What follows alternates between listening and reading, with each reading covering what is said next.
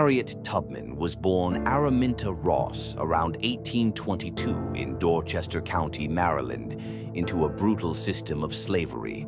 She was one of 9 children born to Ben Ross and Harriet Ritt Green, both enslaved people.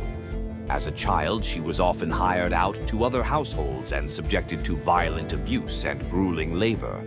One of the most traumatic events of her youth occurred when she was struck in the head by a heavy metal weight.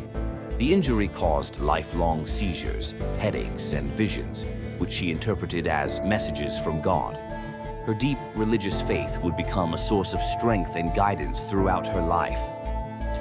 In her early 20s, Tubman married John Tubman, a free black man. Though the marriage did not grant her freedom, it gave her hope for a different life.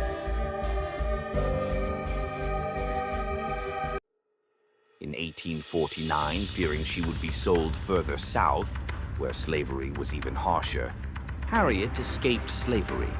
Using a network of safe houses known as the Underground Railroad, she made her way to Philadelphia, a free city.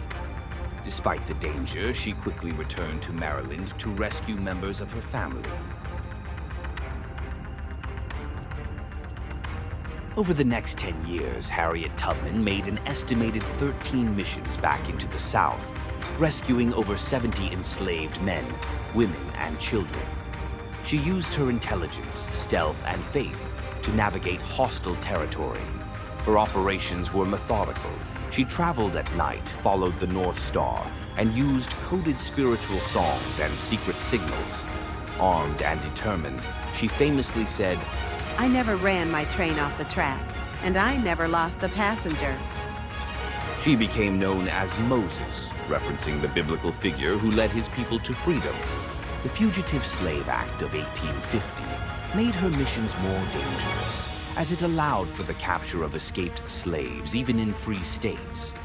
Tubman began rerouting escapees to Canada, where slavery was illegal. When the Civil War broke out, Tubman offered her services to the Union Army.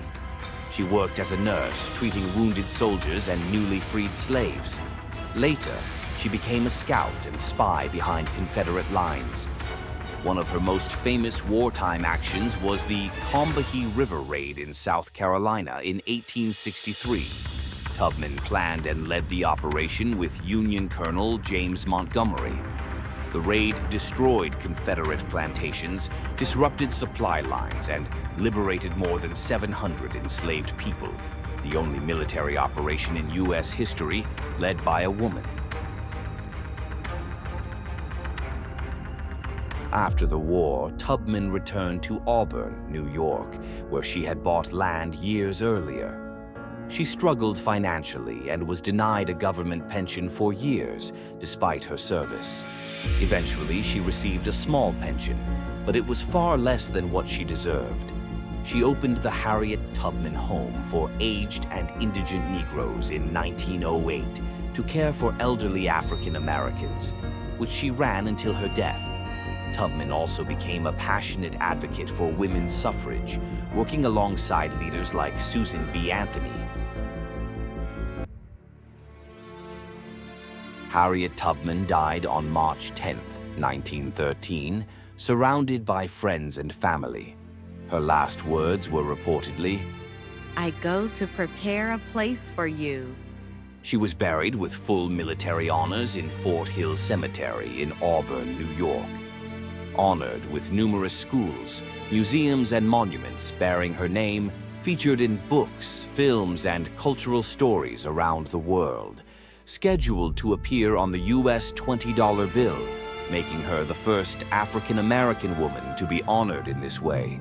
Remembered as a symbol of courage, resistance, and the fight for justice, Harriet Tubman's life was defined by selflessness, faith, and unrelenting determination.